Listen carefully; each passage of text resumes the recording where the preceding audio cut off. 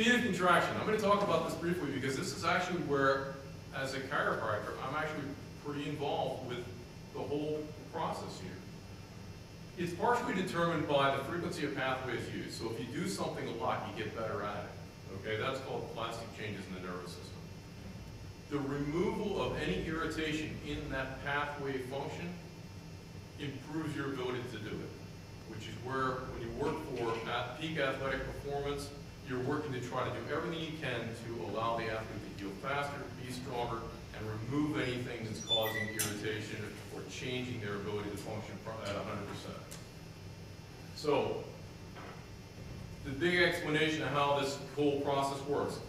The brain sends the information down to tell the leg what to do. The leg sends information back from the joints, back up to the brain. It gets coordinated between the spine and the brain to make sure you're going for the next motion, and it's all interplayed and coordinated in a tremendously dynamic, high traffic process between neurologic responses back and forth.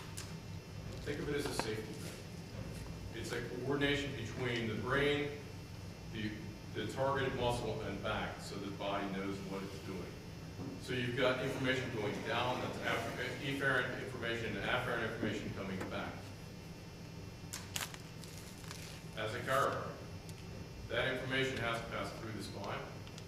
So if you have any change in spinal function, motion, any irritation, you can cause what's either a compressive injury, where you start irritating the spine by directly compressing it, but the more common one is facilitative injuries, where you're actually just causing inflammation around the spine, irritating nerves, changing the muscle balance and coordination, noise in the system, essentially, in the early stages of this.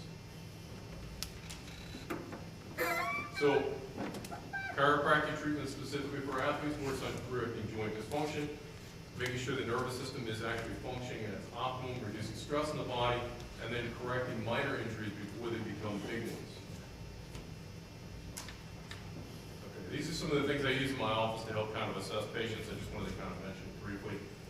Surface EMGs kind of look at posture, look at muscle balance in the spine. That's one of the ways we assess people, so muscle balance obviously is very important, even just standing.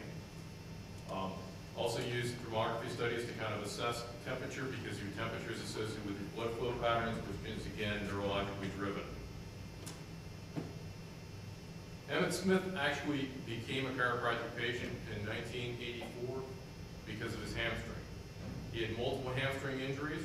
He'd gone through all the process that he was trying to do, and he looked back at the season. He was trying to figure out, what can I do that would be different?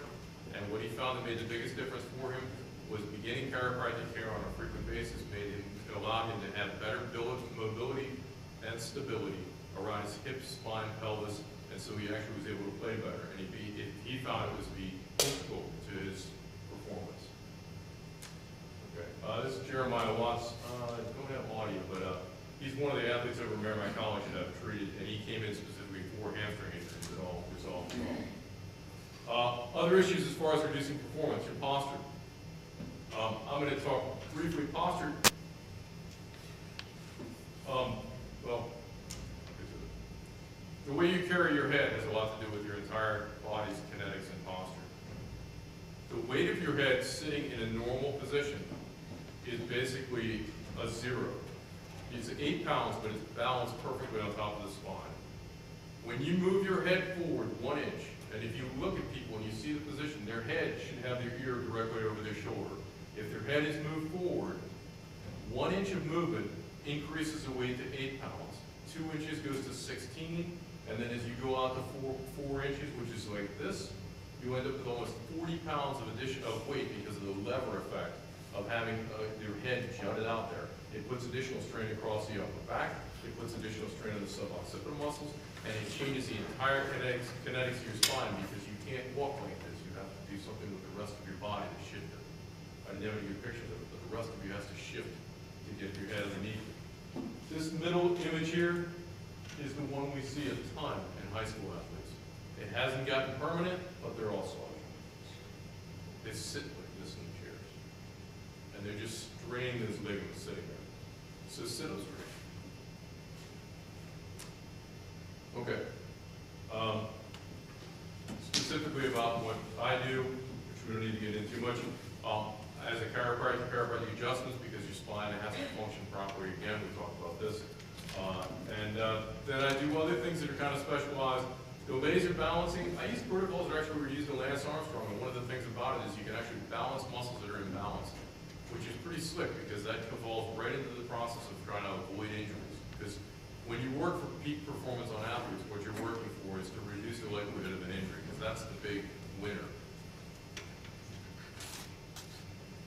Okay, head injuries. Let me go over head injuries briefly. Soccer has got actually one of the higher injury rates for head injuries. And it's the more aggressive players that get injured more frequently, but it happens to many different people, and it's the one that can truly be the showstopper, unfortunately. So the sources of head injuries that are common in soccer: player to player, player to ball, player to ground, goalpost. So you got your player to player going to head the ball. The probability of hitting the other player is relatively high. That's where most of those happen. The player to ball. Most of the time, the player to ball isn't actually from heading the ball, although I would make a recommendation that under 12 shouldn't be heading the ball, because you don't have the integrity of the cervical spine to allow you to hit the ball and actually maintain the positioning of the spine. But one thing that's seen a lot, especially in soccer players that are really aggressive, is a rear flick. The ball will be coming in from behind, they can't get to it, they catch it with their head and flick it back. Huge neck injuries from that. And also, you have no idea where the ball is going. You might get lucky, you might not. The probability of you hitting another player's head is dramatically increased because you have no idea what's behind you.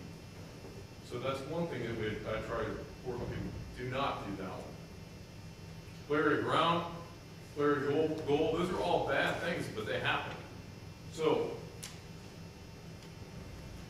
the signs of concussion: vacant stare, delayed response, inattention, the disorientation, slurred or incoherent speech. Some of the ones are big ones. The uncoordinated movement, inappropriate emotionally responding.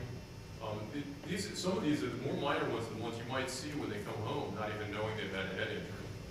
And it's something to kind of be alert to. Memory problems, loss of consciousness is obviously they're going off the field. But one of the things that they talk about in the research on this, the loss of consciousness isn't that you go out and you're picking them up because they're out.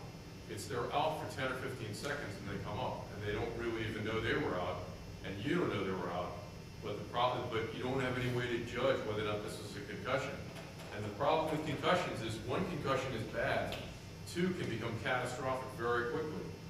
And you have to know if they've had a concussion to know whether or not they can go back in and whether or not they're safe to. There are studies they are doing right now, baseline studies. One of them is impact testing. I talked to Chris Bergeron from the high school. He wasn't sure exactly which one they're using for the high school athletes. These studies can be done at age 12. They're usually about $10 to go through and get a baseline study. These are great because you get a baseline of some of the reaction potential of the athlete. And so if they do get an injury, you have a much better idea of what kind of an injury it was, and when it's safe for them to go back and play. So I highly recommend, and I'm going to talk to Carl, see if we can get something coordinated so we can make it possible to get this done more easily for parents. But at age 12, when they allow these studies to be done, essentially all your kids should be getting them, because it's not just soccer. They're riding the bike and they fall off. They're wipe out on a skateboard. I mean, concussions are a big hot button thing since Natasha this winter again? Natasha Richardson? Yeah. Just skiing, minor head injury, she thought. She died. So that's one of the things to look at.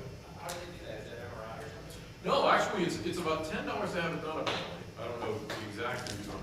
And basically, it's reaction times and a bunch of studies. They do it on a computer. They actually have an online system. They can do it. There is a doctor in Brookline that does it, and the athletic trainers at the high school trainer does it at the high school. I'm going to talk to him about it. Maybe we can expand that to some of these clubs and people that are interested in having it done, because like I said, it's very valuable information, and actually it's really interesting. One of the studies that I looked at that was talking about ACL injuries, they were using those baseline studies from the impact studies for prediction of ACL injuries.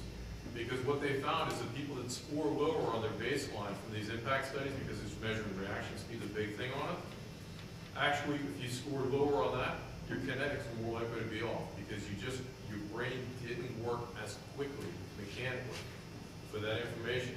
And so those are the ones that said, we gotta watch these kids, and those are the ones that got more of the injuries. So it could be valuable in predicting